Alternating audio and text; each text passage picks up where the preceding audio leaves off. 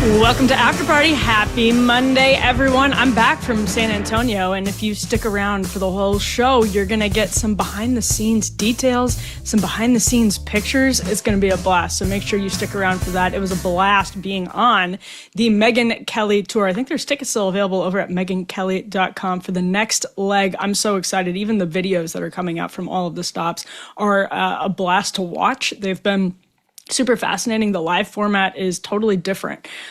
Interacting with the crowd, I mean, all of you who came out, it was incredible just to be in person, to meet Glenn in person for the first time, talk to him a bunch of times, and to be there when Glenn and Megyn met in person for the first time.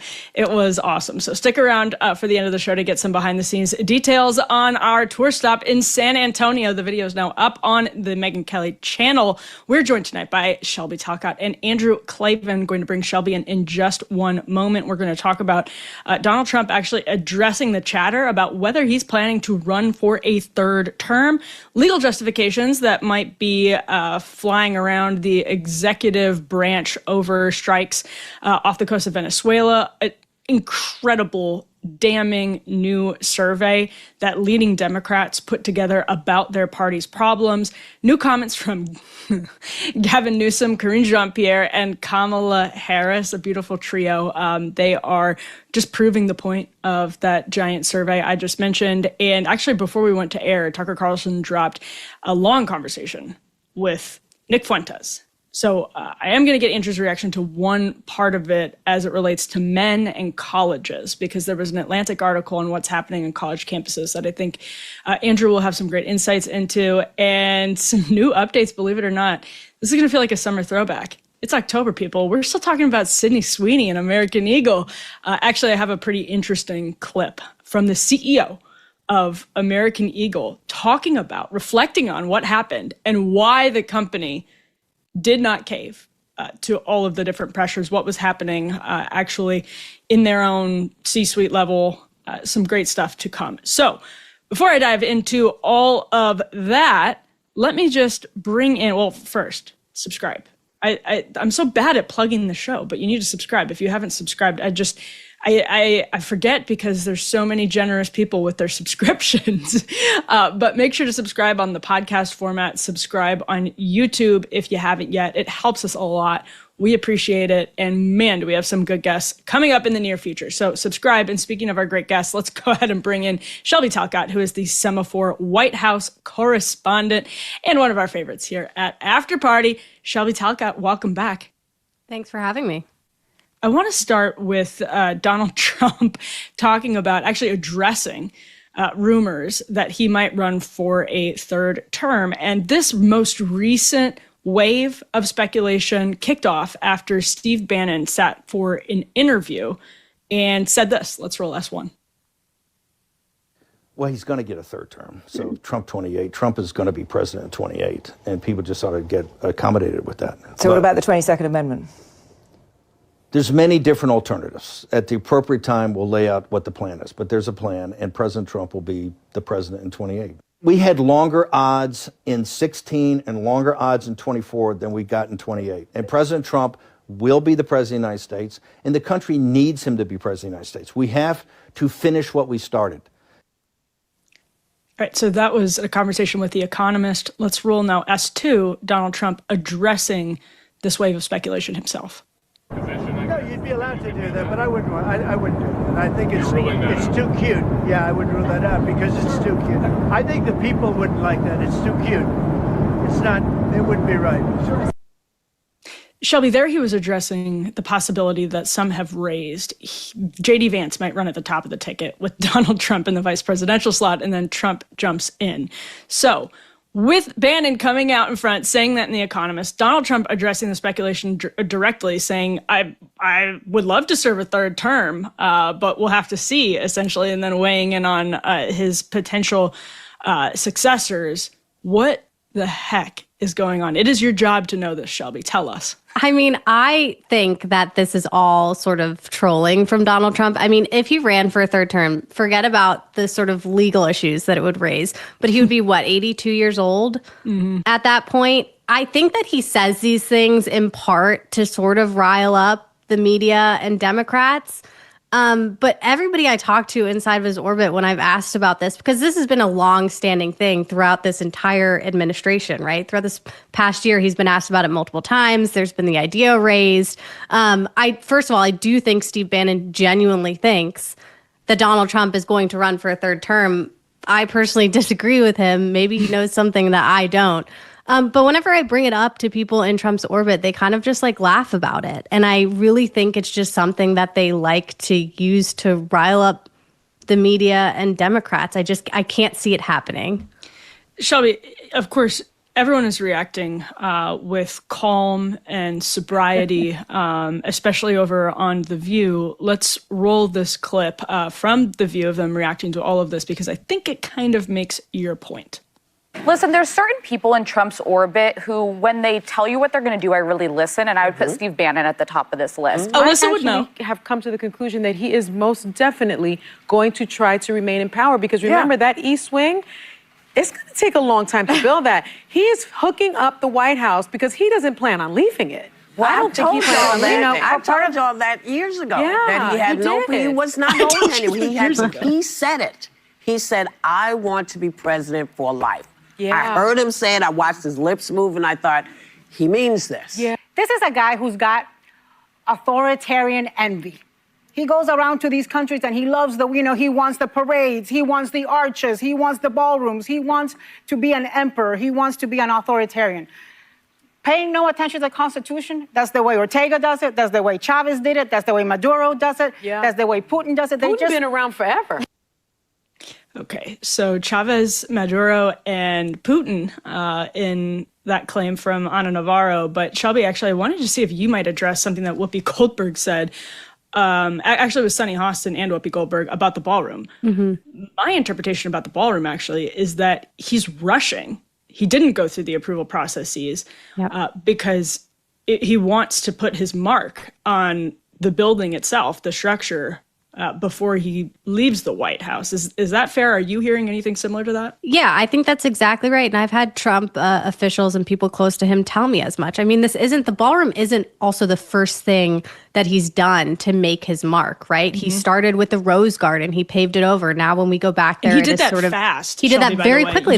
You would know that. That was within, I don't know, once the construction started, it was done in like a month. Mm-hmm. It was done very quickly. And so I think that you're right. This is sort of him expanding on, he wants to be a president that leaves a mark, and not just physically in the White House, but also with everything he's doing, right? He's made it very clear that he wants to get the Nobel Peace Prize. He's doing things with the intention and the speed of somebody who is not thinking that he's going to be around for an additional term, right? Mm-hmm. You think about the first several months of this Trump administration, how fast everything moved.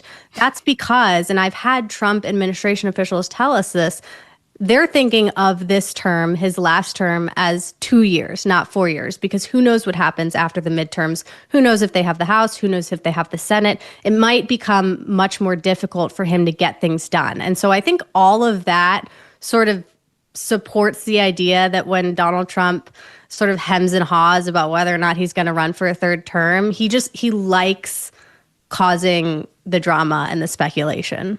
Yeah, which, by the way, I know you're a reporter and you're not going to comment on it. I will say for the record, I personally hate the flirtation with the third term. But, he does.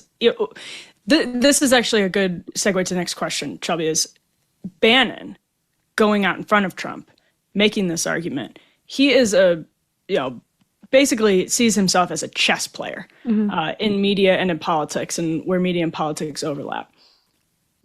What is he doing? What do you think his strategy is in making this argument? Is he coordinating with Donald Trump? What's going on behind the scenes? Listen, I say all of this with the acknowledgement that maybe I'm going to be wrong. And if that's the case, somebody can clip this and in 4 years be like, you guys were wrong. Yeah, you can clip it and say I was wrong.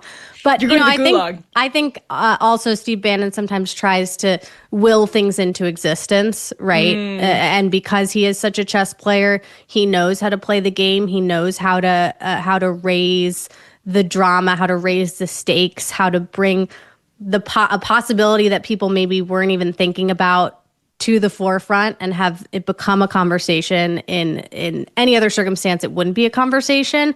And again, maybe he knows something that none of us know.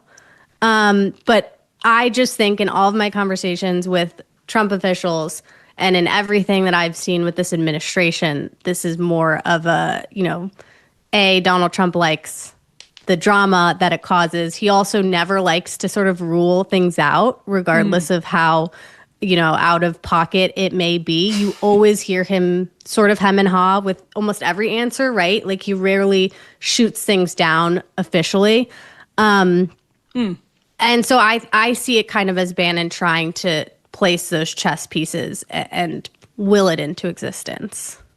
Okay. Now, speaking of Venezuelan dictators, the Trump administration is clearly in the middle of what could culminate in a regime change operation, but for now is certainly provocations outside off the coast of Venezuela. Also, CIA operations within Venezuela have been greenlit. So, Shelby, there's so much debate right now happening about whether this is legal. Senator Rand Paul, Thomas Massie, others have expressed their concerns. Democrats have certainly expressed their concerns as we approach about, I think, 40 deaths over the last 7 or 8 weeks, according to the government on these strikes. They've provided very little information to substantiate their claims that, and that's by their own, I don't want to say admission, but that's kind of by their own logic. They're saying, trust us, we have an intel.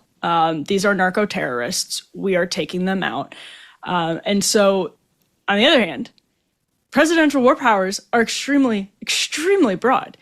And as much as people like a Rand Paul may not like what's happening, I did want to raise a fascinating Substack piece from the Executive Functions Substack.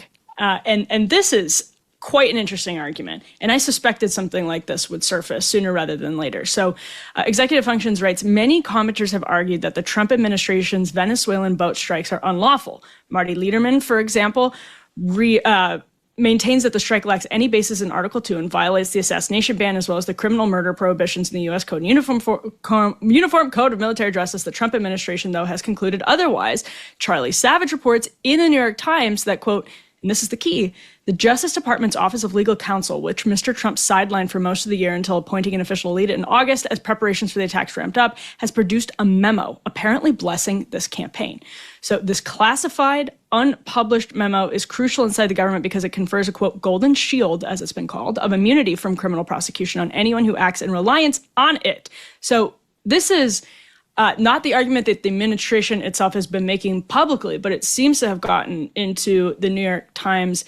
Shelby, is this sort of what's giving the administration comfort in the legality of their actions? Obviously, people can be prosecuted when there are illegal actions taken in the future. So is this, have you heard anything about this? What are you hearing about how they're seeing the risks of proceeding apace with this conflict? Well, I think that there's a few aspects. First of all, this legal opinion certainly gives them a lot of cover in their minds, right? And it's actually been, this legal opinion has been sort of used to justify a lot of the other incidents, right? The Defense Department had a memo to lawmakers, for example, that outlined the legal basis of these strikes. And it argued that the U.S. is in an armed conflict with the cartels. And reportedly, this memo leaned heavily on that opinion. And so you're seeing how this legal opinion is being used to justify everything else. And it's sort of the big dog at the top, and then everything else is falling underneath it.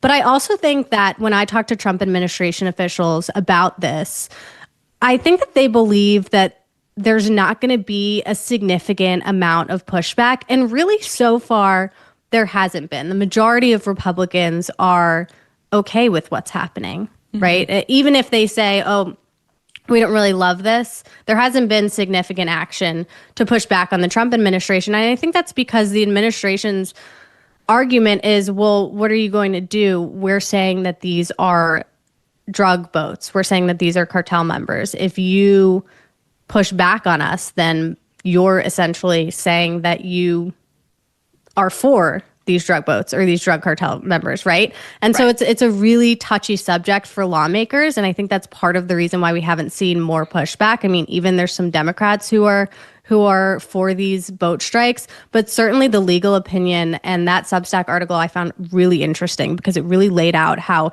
it sort of gives cover for administration officials to move forward with these strikes. Yeah, and it's not from a pro-Trump perspective, hardly from a pro-Trump perspective, but lays out all of these other examples as when an OLC opinion, quote, blessing the operation eliminates the difficulty and immunizes the officer and everyone else who relies on it from subsequent punishment. So any military officials involved in the clearly legally controversial Venezuelan boat strikes must negotiate their twin duties of following a superior order and not following a patently illegal order. And when you have this blessing, it's so in the weeds from the Office of the Legal Counsel, and the New York Times reports it out.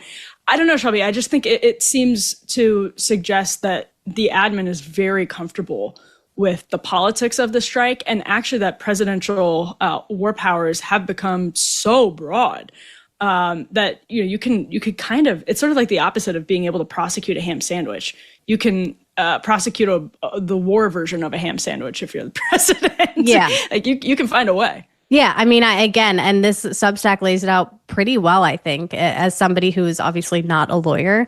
But when I was reading, this is what we brought you on here, Shelby, as not a pretending legal to be a lawyer, constitutional lawyer.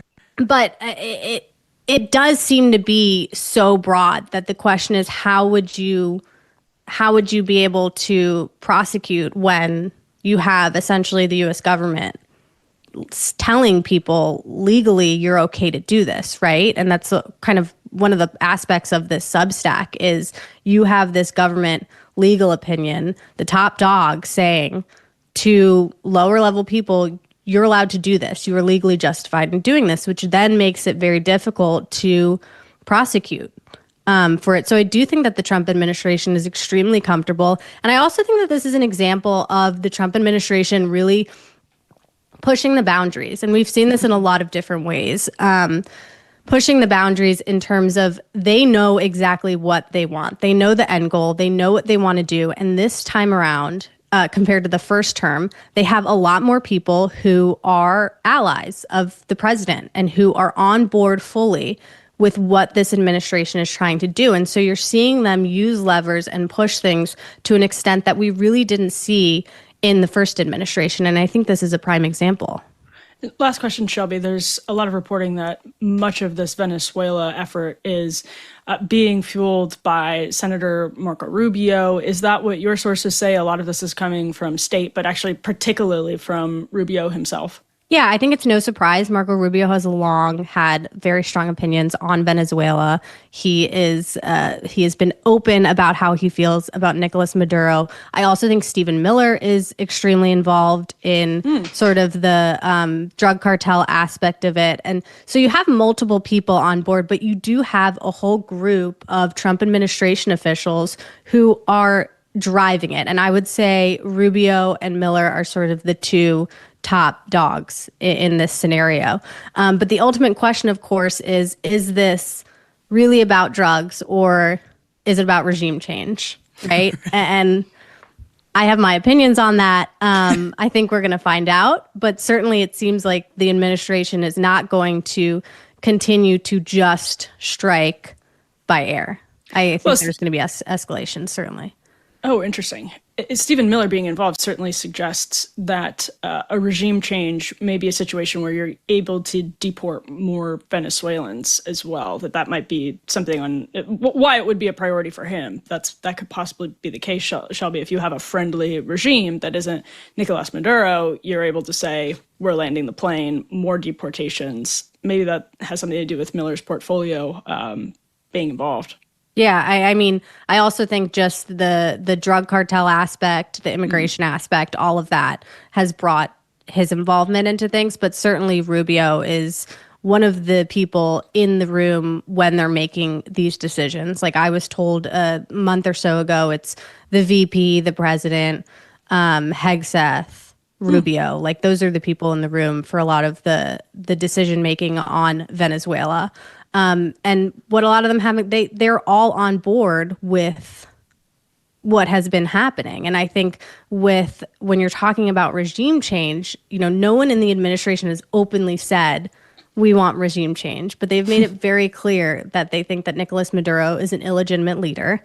They have essentially designated him as the head of this cartel unit, right? By tying him to the drug cartels. And so the question is, well, if all of that is true, then how can the administration, in their mind, allow him to remain as the Venezuelan leader? So we'll see on that, I guess. Yeah, that's a great point, because then if they don't take action, a lot of questions follow afterwards. So Shelby Talcott, speaking of regime change, we're going to regime change our guests here. Shelby Talcott, good one. White House correspondent. It was so bad for Semafor. It's so great to have you here to tell us what's actually going on behind closed doors at 1600 Pennsylvania Avenue. Thank you. Thanks.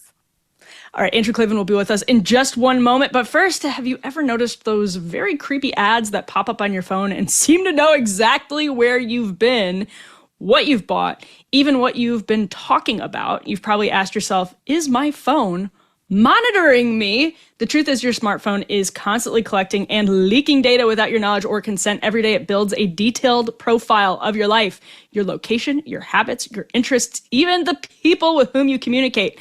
That information is, of course, then funneled into an invisible marketplace where it's tracked, analyzed, and sold to the highest bidder, which, by the way, could include the government. It's not just annoying, it's invasive, and it's happening all the time. But the UP phone, the Up phone by Unplugged, is different. It's designed to protect your privacy from the ground up. No hidden trackers, no data mining, just a secure, streamlined smartphone experience that puts you back in control, whether you're texting, browsing, or using apps. The Up phone ensures your personal information stays personal. It's the phone for people who are done being watched, ready to take back your digital privacy. Visit unplugged.com/Emily and get $25 off a phone case with a purchase of a phone. Learn more and order your Up phone, UP phone today. That's unplugged.com/Emily, because your life should be yours and not theirs. All right, we're joined now by the great Andrew Klavan, host of the Andrew Klavan Show and author of the new book that comes out tomorrow. It's called After That, The Dark. Andrew, thanks for coming back. Emily, it's always good to see you. Hi. Yeah, tell us about this book that comes out tomorrow. I know you always write with the sort of, what's the best way to put it? Everything that's happening in the cultural climate in your mind. So tell us where this one comes from. Well, this is a book. It's starts out as a love story. The hero is a guy named Cameron Winter who loves to solve mysteries, and he's going out with a girl. He's been working up his courage to call for a long time. They go out on a date, and she knows that he's interested in murder stories, so she tells him one. She tells him about a locked room murder mystery, and he, sort of to impress her, goes out to solve this impossible murder and finds he's broken open this enormous conspiracy that becomes very, very dangerous. And so it's a love story, it's a thriller, and it's also a whodunit. And, it's very difficult when you are known as a political commentator to say, here's a novel I write. But in fact, I'm a novelist who's a political commentator. I'm not a political commentator who's a novelist. I've been writing novels my whole life, and these are award-winning novels, and these have been best-selling novels. And I really hope that people will go out and buy this book, because they're going to love it. And it's gotten the greatest reviews I've had in a long time, and I'm just really proud of it. So I think I hope people will go out and take a look at it. I mean, it's just a brilliant plot, but you just sort of have described yourself inadvertently, well, maybe it was advertently, as the reverse Stephen King, Andrew. The reverse Stephen King. You're the novelist. Yes. Dabbled, and he's yes. Yeah, it's always tough. I'm actually an admirer of Stephen King. He's a great, great storyteller, and every time he opens his mouth politically, I want to say, like, tell a story. Just tell one of those stories where a whole town explodes with vampires. That's what I want you to do, because he's very good at it. Well, in writing a whodunit, that also has this kind of spooky element, the murder element, the love element. What is it like mingling the dark and the light in such an interesting way, Andrew? Well, I really am, as you say, very aware of the culture. It's a culture that has always bothered me in the political world, not the politics. I've always felt that we lose people at the movies, not at the ballot box. We've lost the country at the movies and on TV and not at the ballot box. You can win 1,000 elections, but if you lose the culture, you lose the country, because that's what fashions people's minds. And so I have been a sort of rebellious voice in the culture all my life, and I remain that because it's locked down. I mean, I can't tell you how locked down it is. I worked in Hollywood. You can't be a conservative and make a living in Hollywood, because ultimately, like me, the jobs will dry up because people just won't work with you. Even in publishing, which is a little bit more open, they have virtually stopped publishing novels by white men. And my publisher, who is one of the greatest, probably the greatest mystery editor of all time, has been canceled in various places. He used to be just welcome everywhere because he was a brilliant, brilliant editor of mysteries. He's been canceled not for only publishing white men, but for publishing a lot of white men. So this is a time of like secret censorship, of censorship that's below the eye level of most people. And guys like me surviving is kind of a miracle. And I've done it through hook and by crook, and I've been very, very fortunate to do it. But it needs more voices, and it needs more publishers, and it needs more venues and movie houses, so that people like me, who are good at what we do, but also have a vision that is in line with tradition and religion and faith and a conservative world in the sense of being an American world, so we have a place to go. It's gotten very, very tough, especially for young people who don't have the track record that I have, to get in and break in. And I get these really heartbreaking letters all the time saying, I've written this wonderful novel, but I've been turned down everywhere. And I believe them. I mean, some of them probably haven't written a wonderful novel, and some of them have and just can't get published. People are not aware of just what a stranglehold the left has on the culture. And we know about the news media. It's just as bad in Hollywood. It is just as bad in the publishing industry. It's just now we've kind of won a victory in Trump's reelection, represented a big, big victory for offbeat media, like the Daily Wire, like Megyn Kelly, like all the people who we know have been breaking through. But it's not going to matter if we win that victory and people don't produce the kind of content that is great entertainment and also has a rich, deep sense of the country. And that, to me, is what the real fight, where the real fight is going to be won or lost. The left, if you think there's no reason why the left screams and yells when anybody in the entertainment business says, Donald Trump has a point, they just rip him to shreds, because they know once they lose their stranglehold on the culture, they will have lost everything, because they have no arguments. All their policies make life worse. So the only thing they do have is they do have very beautiful actresses and very handsome actors and very famous writers constantly saying that anybody who disagrees with them is a fascist. And, as I say, people like me are thin on the ground, and you have to be very... what's the word? You have to be mentally tough to sort of withstand the stuff that comes your way. I went in Hollywood from having a very high income to having zero income, simply because I said, maybe we should support the wars overseas instead of like attacking our soldiers while they're getting blown up, making movies about how bad they are while they're getting shot at. Maybe that's not a good thing to do. That ended my Hollywood career. And so that is happening all the time to people, most of whom keep their mouths shut. And so, you're just going to get one kind of entertainment until we start building venues that take people like me and actually say, okay, we're going to let you say what you say.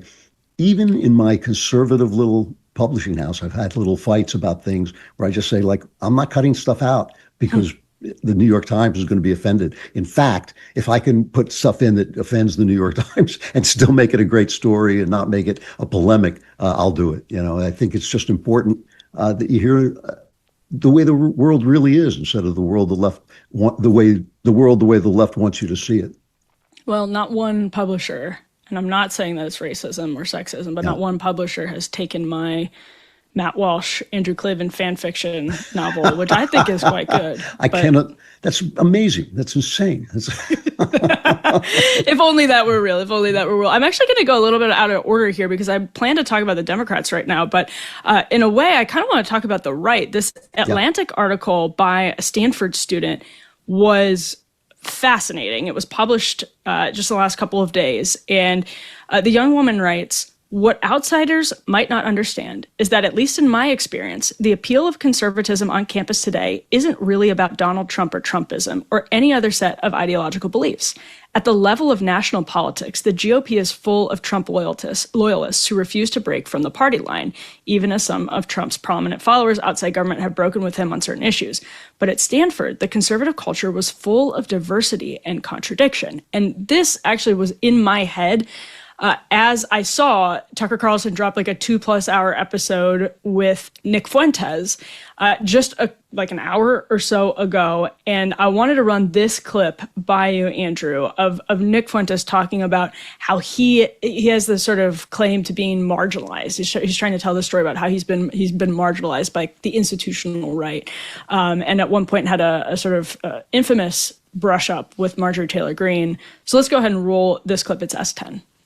So it sounds like your, not to put words in your mouth, but your life experience has left you so stung by the Republican establishment. You don't trust anybody, it sounds like. Well, no, I mean, these people attacked me when the rules were different, and now they got better, and now I'm good with them. I mean, I'm willing to be good with them, but I think that I don't know if Marjorie still has a problem with me or not.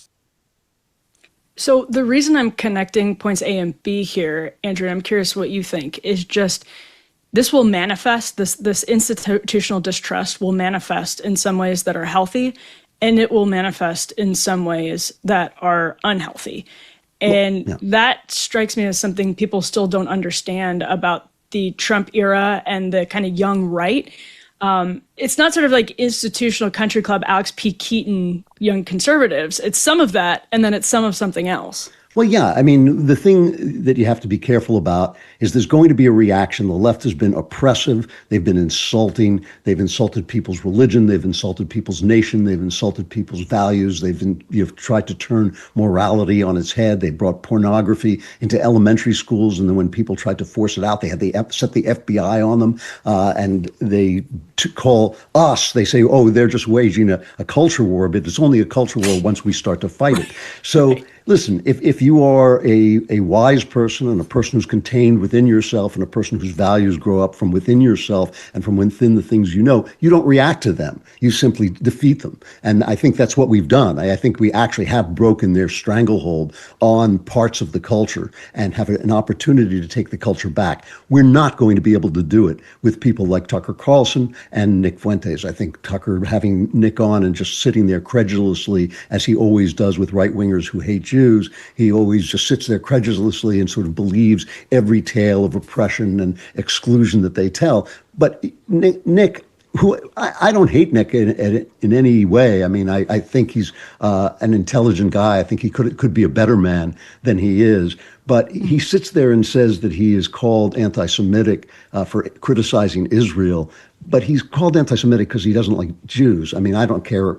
Israel is nothing to me. I don't come from there. I don't have any people there. I don't have anything. That's not a place that matters to me except as an American ally. But this is a guy who said Jews should leave the country because they're not one of us. He's a guy who said that segregation, black segregation in the South, which was an insult to American values down to the ground. He said it was good for them, meaning black people, and good for us. This is a guy who has spouted a lot of anti-Semitic rhetoric over the years. And then when people say, that's kind of ugly and hateful and stupid, he's like, what? I can't criticize Israel? You can criticize Israel all you want, but hating people who are, in fact, a very important part of this country and great contributors to the good of this country over the years, that I think is despicable and it's disgusting. It's disgusting. And I think that I don't know what happened to Tucker Carlson. I really don't know. He was great on Fox. There were days when he was great on Fox. The stuff that he's been saying,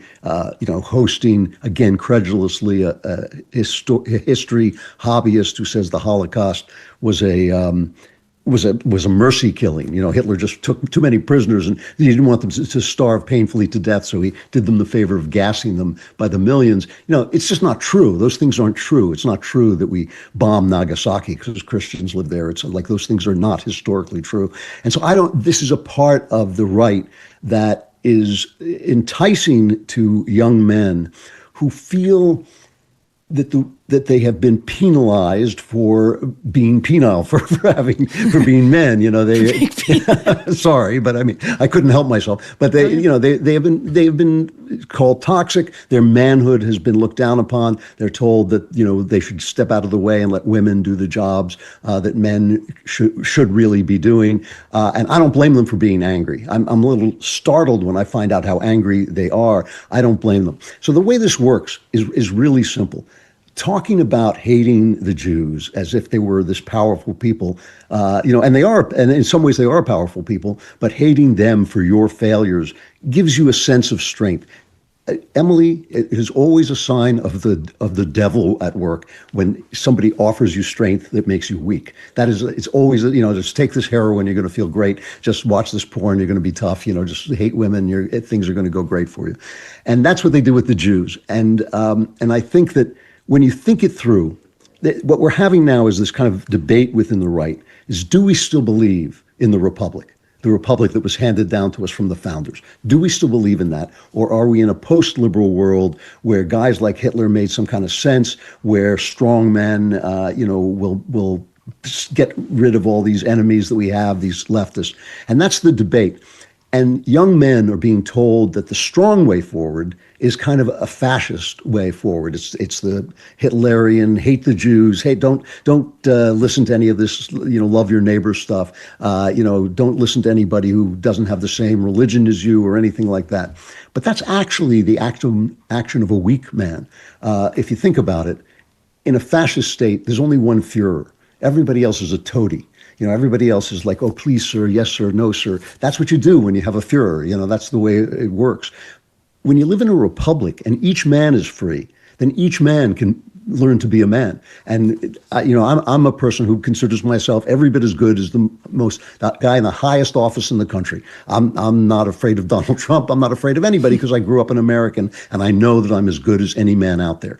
And so that is the harder lesson that people like me and other commentators are trying to teach young men, that it's not through hating women, it's not through degrading women, it's not by hating Jews, it's not by hating blacks that you become a man. It's by feeling within yourself that you have the strength and the courage to be as good as any man and to look any other man in the eye and say, I am equal to you.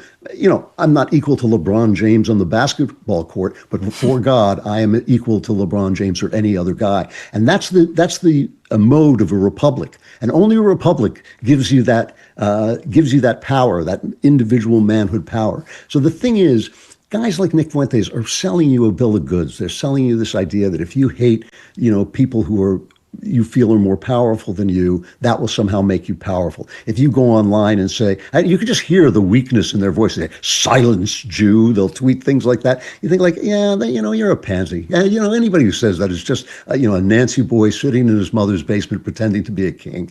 And so I really think that in this fight, the people who believe in the republic, the people who believe in the founding, because that's where I think the dividing line is. It's people who are for the founding and people who are against the founding. And the left is against the founding, and some of these people on the far right are against the founding too.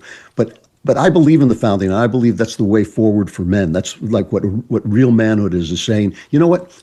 I don't want the government to give me anything. I'm going to build a business. I'm going to build a life. I'm going to work. I'm going to support a wife. I'm going to support kids. I'm going to do the things that men do that make them actually strong instead of making them feel strong for 10 minutes and then while they crawl back under their mother's bed. And I just think when I watch, again, I don't know what happened to Tucker. I don't know why he does it. Some people say it's because he's getting money from Qatar. Some people say this is the way he's always been underneath. I don't know why he's hosting Nick Fuentes, and don't tell me it's just because he's not going to can't indulge in cancel culture. He only hosts people who say this. When he brings people on, he tries to entice them into attacking Jews. Something has gone terribly, terribly wrong on this little corner of the right, and they are fighting. This battle against the left was won by the Daily Wire, by Joe Rogan, by Megyn Kelly. It wasn't won by these guys. And now they're sort of trying to sneak in and, grab the victory away.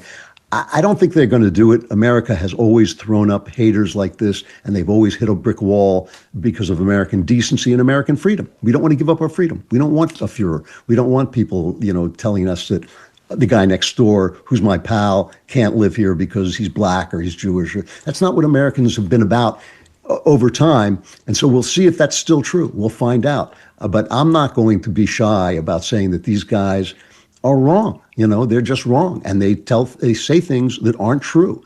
Their history is wrong. It's just not true. And it cannot be that every historian on earth says one thing, and Candace Owens and Tucker Carlson and Nick Fuentes, they've got the secret. They've got the secret source of what really happened 80 years ago. And they're going to tell us the real truth now. That just doesn't make any sense. So look, this is a battle between truth and lies. I think every movement has to fight it at all times. The left is far more dangerous than these guys are, because these guys are going to lose in the long run. So I want to focus on the left, and I don't want to be turned away into this. But since you bring it up, I just want to be really clear about where I stand on it. Yeah. No, I think that's fair. We would need another couple of hours to debate Tucker probably. But that, because I'm much more, I think, sympathetic. But in this case with Fuentes, it's such a difficult balance to strike, because on the one hand, yes, white men have been the victims of a campaign, a racist and sexist campaign by the left. On the other hand, victim mentality, even when well predicated, is heroin, to your point, Andrew. And it's just I'm curious, and this will be my last question on it, because I think it is so important for people on the right to focus on the left, because the left is focused on the right, and there are way more of them in positions of power in the media. But just on this last question, because we're both conservative, I wonder how to reach people, the many people who are listening to Fuentes. A lot of them, I think, are doing it for the entertainment value, and maybe not for the ideology, but people who are sort of seduced by this without also alienating them and saying, well, you're just being a loser, whatever, mouth breather. That's my term of, I tend to favor that term, but it's a tough balance to strike. Well, it's the same thing with Fuentes and Andrew Tate. After you've been abused by women, after women have told you you're toxic, after the whole culture has told you that women should be in charge, to have a guy like Andrew Tate come along and say, you can abuse women, and you can use them, and you can beat them, and you can do all these things to them. Guys feel like, yes, this is giving me strength, and he's like a big guy, and can be fun, like Fuentes and Tucker. Sometimes he can be funny and witty and all this stuff. But my question is this. If your philosophy is a reaction to the way you've been treated, who's in charge of you? Well, the people that you're reacting to. They're the ones that are in charge of you. They're the ones who have control over you. So if you get so angry at women that your whole philosophy of life is that you're going to treat women badly, it's women who are controlling you. And in fact, the answer to that is, listen, I grew up in one of the first flowerings of feminism. I ignored it. I just thought I'm going to open doors for women. I had women in New York stop dead on the street and yell at me while I was opening a door. And I would say, hey, I'm going to do what I'm going to do. You don't have to walk through the door. I found myself a great wife who's like taking care of me for 50 years. I just thought, go ahead, knock yourselves out, do what, ruin your lives. I don't care. It's not my life. I'm going to live my life the way it is. That to me is what men do. What men do is they forge a path for themselves out of their own values. And so I think that you're right. I don't want to say to these guys, you're mouth breathers, you're stupid. I agree, they've been abused, but you have to marshal that inner strength to just say, go ahead and abuse me and see if you can stop me. That's the question. The question is not whether you abuse me, it's whether you can stop me. And like I said, I've been in one of the toughest professions there is: show business, entertainment, publishing. Toughest business in the world to succeed at. I've succeeded at it for 40 years, I guess. And I think you do that by just saying, these are my values. This is what motivates me. I'm not bending. I'm walking my path. And I think that that's what we have to teach young men. We have to teach them, look, there are plenty of fantastic women in the world. If you're getting your idea of women, stop. No, if you're getting your idea of women from activists, if you're getting your idea of blacks from activists, you don't know any black people or women. It's like that's not who those people are. It's not who anybody. The activists don't represent anybody except this little sliver of the left that has taken control of the Democrat Party. So it's a question of teaching independence and strength. And self-reliance, and all of which are synonyms for manhood. Speed dating through the Antifa mugshots. Okay, quick break, and Andrew Klavan will be back with us in just 1 second. Things feel very heavy right now. We were just talking about that, and politics is divisive. The news can be depressing. We were also just talking about that. And it often feels like we as a society have more pulling us apart than bringing us together. But here's something simple that unites us: shopping small. Who doesn't love shopping small? Buy from a small business. When you do that, you're not just getting a product, you're helping someone's dream grow, and you're investing in values we all share: honesty, craftsmanship, and community. That's what A Warehouse is all about. They've teamed up with nearly 100 small business makers across the U.S. to bring you handmade goods filled with heart and creativity, uniting people of all backgrounds in this singular mission. So let's choose connection over division and show small businesses the support they deserve, and they do deserve it. So visit awarehouseshop.com and use code PARTY for 15% off your first order. That's awarehouseshop.com, code PARTY. It's a great website. Make sure to check it out. All right, back with us now is Andrew Klavan. He's host of The Andrew Klavan Show and author of the new book, After That, The Dark. And now he's going to tell us what's wrong with the Democratic Party. We're gonna dive into it. I want to start with this big new report from a group called Welcome, center-left group called Welcome. Semafor had an exclusive. They did this massive survey of hundreds of thousands of voters over the last 6 months and found that 70% of voters think the Democratic Party is, quote, out of touch. Most voters believe the party over-prioritizes issues like protecting the rights of LGBTQ plus Americans and fighting climate change while not caring about securing the border or lowering the rate of crime. And then also this report got some quantitative data on the explosion of, I guess, quote unquote, woke language. They studied national Dem platforms, party platforms from 2012 to 2014 and found a surge in language about specific racial groups that was up 828%. They found a surge in language about environmental justice, up 333%, about LGBTQ rights, up 1,044%, and mentions of men fell by 63%, and of fathers by 100%. Here, though, is Gavin Newsom on the All the Smoke podcast, bringing the Democratic Party back into play with men across America. You got the Supreme Court talking about getting rid of the Voting Rights Act, and that's very real. Yeah. That may likely happen in just a matter of months. I mean, they're rewriting history, censoring historical facts. It's a unbelievable moment. All this anti-woke stuff is just anti-black. Period, full stop. All the CRT, ESG, DEI stuff, that's all this is. It's this great purge, and it's happening in real time. And I'm sitting here, and I feel like, luckily I'm governor, but like, we're not doing enough. Right. We're not calling this out. We're not drawing a line here. And again, it's not about Democrats or Republicans. It's about who we've right and wrong, man. Yeah, right and goddamn wrong. Daylight and darkness. Right and goddamn wrong. And there's that other clip where he was talking about playing basketball in the driveway and acting as though he was like had a working class background, even though his dad was a lawyer for the Getty family. Great appearance by Gavin Newsom here, Andrew. Are you convinced?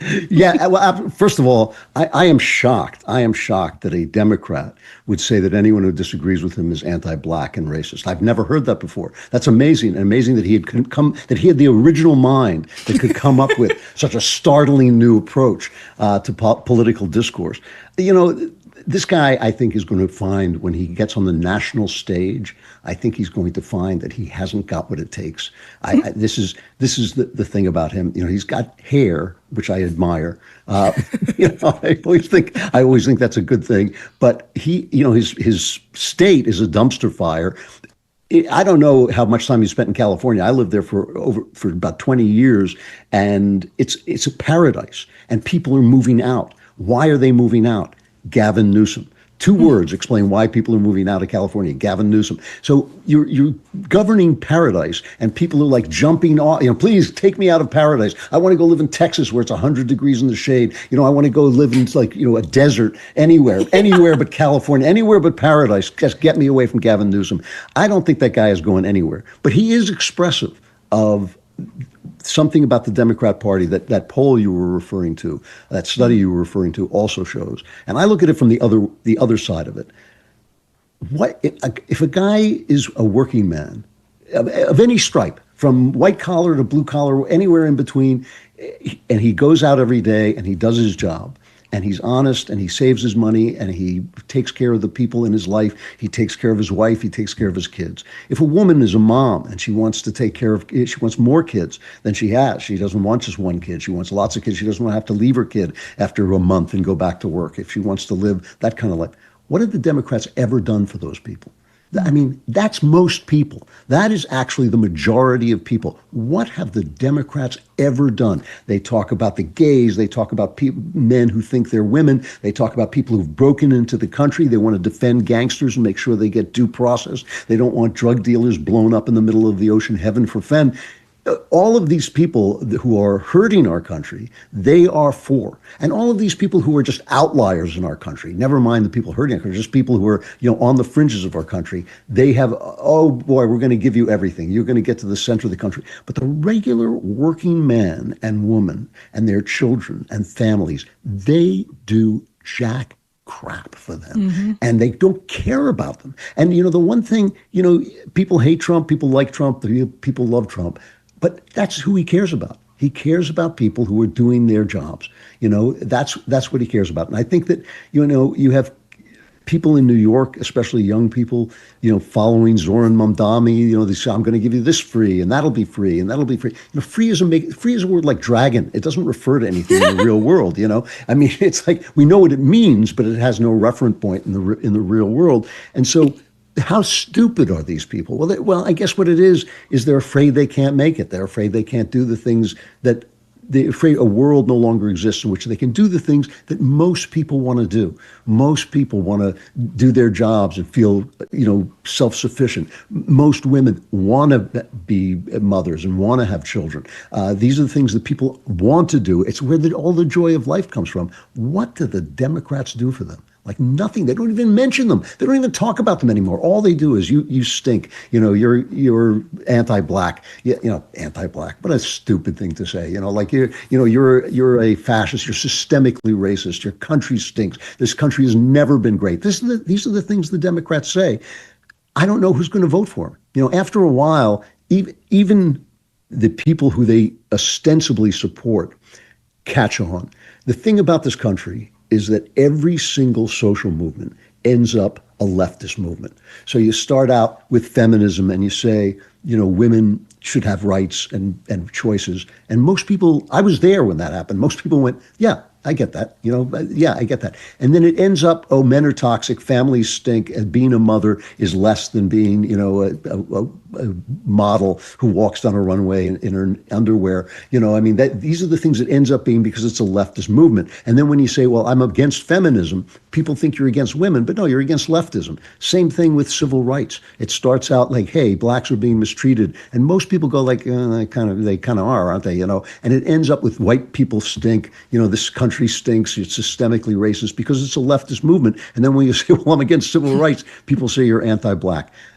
All of these things are lies. It's a very good system, especially if you have the media backing you up. But I don't think they have the media backing them up anymore because I think we're the media. And I think that's the end for people, going on NBC and saying, yes, anybody who's against hiring people just because of the color of their skin is a racist. And you go like, I'm sorry, what? What was that? So I think that they're in big trouble. I think, people like Gavin Newsom and the rest of the left are in really big trouble because the only thing they really had was the media. The only thing they had were the Academy, the news media, and Hollywood creating this cocoon of lies around them because their arguments didn't make any sense. And, hope, Obama is hope, you can't say stupid stuff like that when you have like little gadflies like me and you going like, no, it's not. And by the way, you're lying because you said this here and you said this here. And here's a video of it, and you can see it the same moment you're talking. While you're talking on NBC, we're on X showing these videos. And so they're done. I think they're done. And listen, the fight is never over. It's always going to be a fight. There's always going to be bad guys and good guys.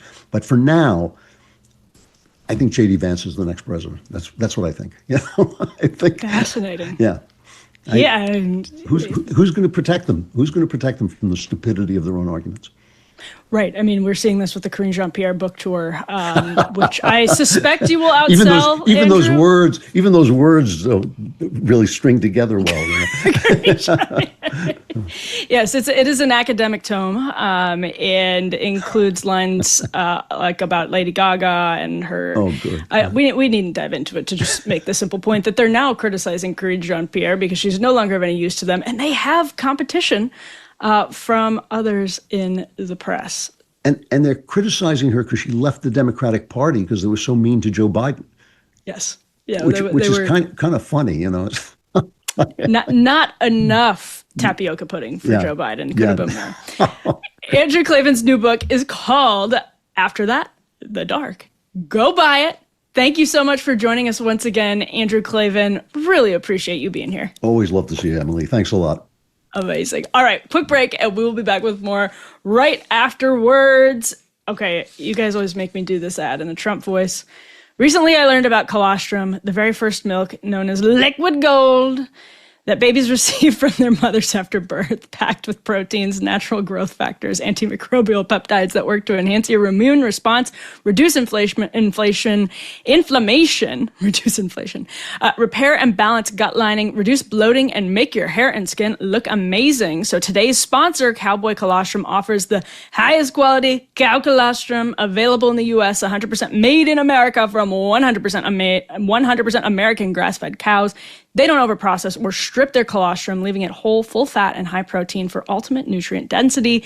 It is the highest quality bovine colostrum you can buy. It's also easy to drink, made with delicious natural ingredients and no artificial flavors. Really, it is good. So you just simply add a 3-gram scoop of either their chocolate, Madagascar vanilla, or strawberry. Strawberry is my favorite, into your coffee or smoothie or into a glass of milk. That's what I like to do. For a limited time, our listeners get up to 25% off their entire order. Just head to cowboycolostrum.com/afterparty and use code afterparty at checkout. That's 25% off when you use code afterparty at cowboycolostrum.com/afterparty.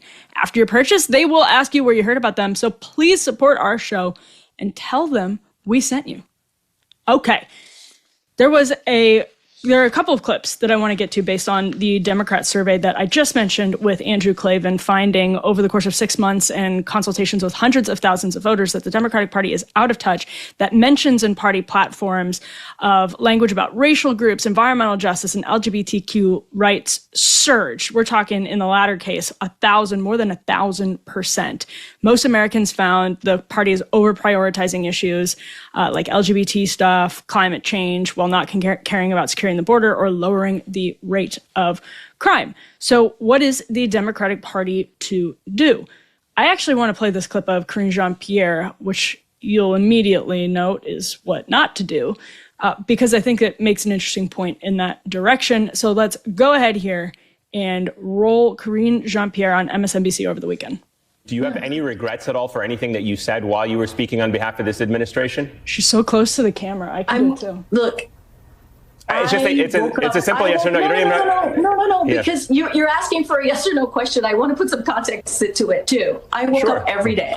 I woke up every day very proud to be the White House press secretary. I woke up every day as a Black woman who is queer, who no one had ever seen someone like me at that podium standing behind that lectern. Eamon is smirking. He knows what she's doing. It was a privilege to have that job. And I did it to the best of my abilities. And I spoke for the President of the United States, a person that I believe was a decent person. We did not get everything right. No one is saying we got everything right. No one is saying that we got everything right. No one is saying that. When Karine Jean-Pierre is cornered, she throws up the shield that worked very well from 2020 to 2024, which is retreating to identity. I am a Black queer woman, she says every time that she is boxed into a corner by a journalist who will ask some questions that Karine Jean-Pierre would not get because she was intimidating reporters out of asking them by threatening to take away their access to the White House when the President of the United States was visibly ailing in front of literally everyone. And so this book, literally called Independent, just the maybe worst named book in the history of poorly named books, because it's exactly directionally correct, right? Like the country is looking for independent media, independent spirits, but Karine Jean-Pierre is the least independent. She is so vigorously attached to Joe Biden, and she didn't really have an option unless she wanted to completely spill the beans on the Biden administration. But even that would be difficult because it would make her look bad. So she would have had to cop to like years of lies and misbehavior in order to substantiate that going forward in her career. And we talked about this last week, but she is getting absolutely roasted for this interview she did with Isaac Chotiner of The New Yorker, where they go in circles. The New Yorker published a transcript, and actually reading her babble is incredible.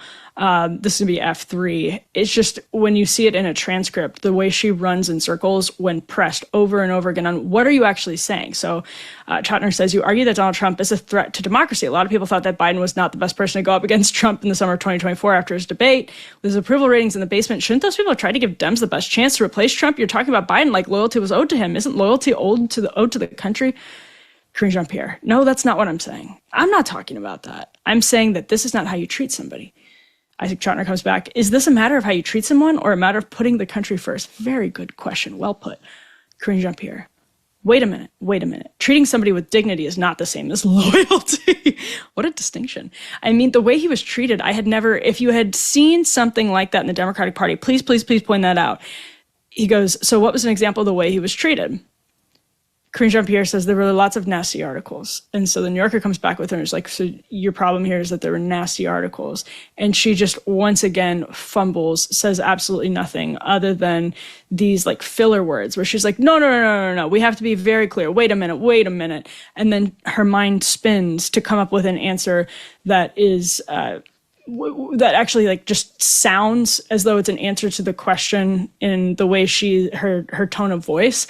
I'm getting overexcited. I actually just pulled up my own hair, but it sounds like that, but it doesn't say anything in substance. It's like when somebody just is completely trying to do the tone of voice that makes it sound like they're answering the question. That's what this entire interview is basically. And at one point, New Yorker interviewer says, okay, but I'm not understanding what you being like a Black queer woman has to do with why you stood by Joe Biden. And of course, Karine Jean-Pierre has no answer to that question. She's just going into all of these interviews. I mean, this woman has saturated herself throughout the media. Morning Joe, New Yorker, MSNBC, Colbert, Tim Miller, Bulwark. And she's getting demolished just about everywhere she goes. She looks foolish, just objectively, everywhere she goes. And so, I mean, yes, the media now knows it has more competition, as Andrew Klavan said earlier in the show, and Karine Jean-Pierre obviously doesn't have a leg to stand on. But even then, the fact that she continues to go on these interviews, man, that girl wants some money from this book. That's the only explanation here. She wants to sell the book, get some money, maybe get some sympathy, show the Biden family that she has total loyalty, unflinching loyalty, which, as we said earlier, was not a choice. It's her only option, is to either say nothing or express unflinching loyalty or look like a complete liar, which is not helpful for your career either. So this is where she finds herself. Well done, Karine Jean-Pierre. And guess who is dogged by the exact same problem? Kamala Harris. Kamala Harris, who sat for a BBC interview over the last couple of days and introduced the new run versus serve distinction as a cope to explain her position on Joe Biden's health, which came into focus during that debate, But of course, not before. Nobody had anything to say about it before, with the exception of like Ezra Klein in January of that year and the Wall Street Journal like a month before the debate. So let's take a look at how Kamala Harris, this is so bad. I mean, this is like, you've seen all the Karine Jean-Pierre clips. This one might actually be worse. Let's roll S6.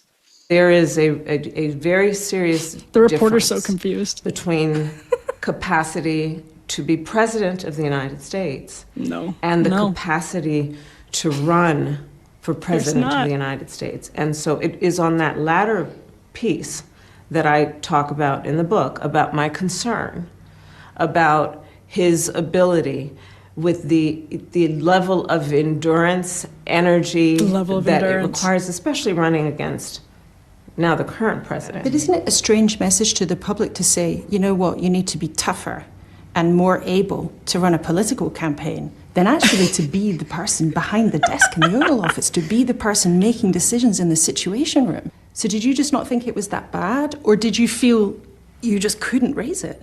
I was concerned about his ability to run for re-election, given what the campaign would require. So there's a pretty easy way to answer that question, which is just that it's not a great answer, but there's pretty easy. As long as I'm Monday morning quarterbacking the entire Democratic Party over the last 15 years, there's an obvious answer to that, which is to say it was difficult for him to, he didn't have the stamina to do the twofer, right? To be sitting president and campaign against Donald Trump. But Kamala Harris is so flustered by the reality that she has to spin. I mean, maybe she's dizzy from all of the spinning and she can't think quite straight, because there's just like, there's no good answer, but there's a better way to lie in this case. Like, there's a completely, she can't even lie well. And yet, let's roll S7. Your baby nieces, Amara and Leela, when are they going to see a woman in charge in the White House? In their lifetime, for sure. Could it be you? Possibly. Ooh. Have you made a decision yet? No, I have not. But you say in your book, it's going to be Laura Trump. Done. That is correct. I am not done. But when you look at the bookies' odds, they put you as an outsider, even behind Dwayne "The Rock" Johnson. I mean, is that underestimating you? 10 out of 10 there delivery. are all kinds of polls that will tell you a variety of things. I've never listened to polls. If I listened to polls, I would have not run for my first office or my second office, and I certainly wouldn't be sitting here in this interview. Maybe it'll actually be, I said Laura Trump, but maybe Caitlyn Jenner, first woman president for Kamala Harris's little nieces. I don't think it'll be her. I don't think it'll be Kamala Harris. I mean, you never say never, but something tells me it's not going to be Kamala Harris. Now, on that point, I just wanted to quickly address this clip of the CEO of American Idol actually this is an entire conversation about Dems not picking up on the vibe shift, or picking up on the vibe shift and not being able to adapt because they have painted themselves into a corner so badly. They will find some people from outside the party establishment that have not that don't have all of the baggage that they carry into politics with, and those will be the people that will probably be in the best position. But because of all of the cultural baggage, they just aren't able to, even if they're clever enough to kind of pick up on the vibe shift, like a Gavin Newsom, that it's almost impossible for them to remake themselves. The only person who's kind of doing it is Bernie Sanders on like his podcast appearances with Andrew Schultz and Tim Dillon recently, but much left to be determined on that front. To underscore, though, what changed really quickly. I want to roll this clip, actually from Semafor, of the American Eagle CEO talking about the Sydney Sweeney ad. The Sydney Sweeney ad that set the internet aflame, that people like me talked about ad nauseum and had too many opinions on. Behind closed doors, here's what the CEO has to say about what went down. Our chairman and CEO is a very well-known Jewish businessman, Jashinsky. And so for some of the social media noise to go down these paths of Nazism and white supremacy was honestly offensive. This is the moment that the crisis communications industrial complex tells you need to get out there and you need to make a statement and you need to get ahead of the news and go. And I actually think the smartest thing we ever did was do nothing, because it allowed us to really, truly take stock in what was really happening with those brand metrics, with those business metrics, with those customer metrics. Can you tell I've never worked at a major corporation before? That is I just assume everybody who looks somewhat fancy is the CEO. That is actually the chief marketing officer of American Eagle, who might actually have even been in a position to know more about this ad campaign than the CEO himself. But the most powerful thing, listen to that, the most powerful thing that we could have done was say nothing, or that we did was say nothing. And on top of that, the CMO here was saying, actually, they were offended by people who were making comparisons to the GENES genes instead of the JEANS genes. And what did they not do? Also come out and say, we are deeply offended by this. They just freaking ignored it. They just ignored it. And that's because everyday people are not addicted to the discourse on X. They might hear about it. It might cross their transom when they're scrolling TikTok. But they have lives that are dedicated to so many other wonderful things and not the discourse. And so if you say nothing, I mean, again, I'm Monday morning quarterbacking the last 15 years of the Democratic Party. I'm just going to do the same thing with corporate America while I'm at it.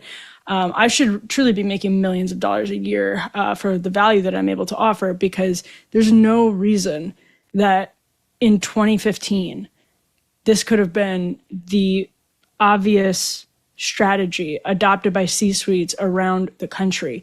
When you see fake controversies bubbling up on X, it's 15 people on a platform, or maybe it's more than 15 people, but it's 15 people on a platform. Then it becomes 150 people talking about those 15 people. And yes, then it will generate some type of article. Ignore it. Don't give them a statement. Or say, we're not we're standing by what we did. We're not commenting on it. Don't get involved. Just stop. Nobody cares. Nobody cares. Let people wear themselves out like toddlers at the park who didn't want to take a nap, and then you let them run around and then they're ready for their nap. Let us do that. Like I will do that. Let me run around. I'll be ready for my nap after you let me talk about how crazy the reaction is. Just let it pass. Let it go. This lesson could have been learned. This lesson could have been ingrained into the brains of everybody 10 years ago, but they were disproportionately responsive to the social media discourse because they had, genuinely, it's no fun to see social media controversies bubbling up. It's easy to mistake that as being representative of some broader public reaction, although when you do the math, the slice of the population that is active every day on Twitter is very, very small. We're talking like 10 to 15%, at least last time I checked, which was several years ago. So it might be a little smaller, a little bigger now, but it's not most of the population. A lot of people are on TikTok, that's for sure. But a lot of this happened before TikTok even existed. And it just created this template that corporations started following. And the other reason, of course, was that they had employees, millennial employees, who agreed with the mobs. And those employees were saying, we have to do better. We need to change our outreach for this identity group and that identity group. We need to put out a statement. And now we need to, make amends. And it was all a fever dream. Now, I don't think it's gone for good. That's my prediction. I don't think it's gone for good, but we can, when it crops back up again, we can look back on this example of the chief marketing officer of American Eagle. I probably said American Idol at one point. I always, in my head, I'll just roll right into American Eagle, American Idol. It's the same era in my life, so you have to forgive me for that. But we can look back fondly on this video and say, this man knew. This man had it right. All right, okay, before we leave for the evening, I want to go behind the scenes of the Megyn Kelly live tour. If the show is coming near you, megynkelly.com, those where you can get the tickets. It was seriously so much fun to do a live taping in front of a massive crowd at the beautiful, beautiful theater in San Antonio that we were at, the Majestic. That is an incredible. Shout out to San Antonio for having gorgeous architecture, period. I mean, the Art Deco, I didn't realize was such a prominent feature of downtown San Antonio. Incredible. Beautiful, beautiful city, beautiful theater. And even just at the meet and greet, speaking to all of you, you're so kind. I mean, you're so kind. You're so decent. You're so normal. And I just, I know Megyn said something to this effect, but it was just refreshing, really, to spend some time with people who listen. I mean, that means the world. It's like, that's everything. If you do what I do and what all of us do, and people who care. Just a wonderful, wonderful crowd, and I appreciate it so much. It was amazing to finally meet Glenn in person. The first thing I said to Megyn, like, we were all talking to each other, I was like, Megyn, Glenn has legs. This is us with Allison from Megyn's team. Allison is amazing. I'm happy to announce that we did shut down the bar that night. This is actually in my green room, because Glenn's green room had two like floral patterned Victorian chairs and a piano. And Glenn refused to play the piano for us. The great Glenn Greenwald would not play the piano. I wasn't going to play the piano, so we were hanging out in my green room for a long time, just shooting the breeze, and that was a blast. It was so good also to see a bunch of people from Megyn's team. There's some overlap, as you can imagine, and just everyone does a lot of the work remotely. So to be all in the same place, catching up, talking about things after the show, like I said, closing down the bar, I felt a lot of pressure to close down the bar as the host of After Party. Like I told Megyn, I felt contractually obligated to go to the literal after party. Also, the wonderful hair and makeup artist, had done my makeup long before the show and gave me a little vial, which was like a lipstick replacement. All the years I've gotten hair and makeup, I've never seen that before, but I was walking around making just like completely inappropriate jokes about how it looked like I was carrying a little vial of, drugs. And so again, more of me just being completely inappropriate at the after party, but actually I'm allowed to because I was the host. You can't question the party habits of the host of After Party. Trust me. There was carne asada too. I didn't get a chance to eat any, but it smelled really, really good. Just a fun time all around. And I can't say enough about what Megyn's kind words meant to me. I think we have a picture of the black and this was me watching Megyn talk from backstage, which was amazing to sort of peer over at the crowd. And this is a picture of my friend Spencer Brown, who's been on the show, took of me coming out, Megyn giving me a nice hug. It was just really, really special. It was a really special moment for me professionally. Definitely a career highlight to be there with all of you, to be there with Megyn and Glenn, who are two of the journalists that I admire more than anything. Like I was just such the odd man out in that pairing, but to learn from those guys, man, that's to just listen to them and soak up their wisdom, their experiences. Glenn talking about his Snowden reporting, that's over on Megyn's channel right now, is just truly a really fantastic experience. So if you have an opportunity to go see Megyn, I'm telling you should do it. The energy, Megyn starting with Q&A, that was super cool. Just impromptu going back and forth with you guys. I thought that was the coolest thing ever. It set the tone for a really intimate conversation just across the board. So if you have a chance to go see Megyn, definitely do it. MegynKelly.com is where you can get the tickets. And you can reach me, of course, at Emily@DevilMayCareMedia.com. Send us your questions for happy hour. I'm having so much fun with that. It comes out every Friday. You can shoot us questions at Emily@DevilMayCareMedia.com or on the Instagram @AfterPartyEmily. Thanks so much for tuning in. We'll be back here on Wednesday with more.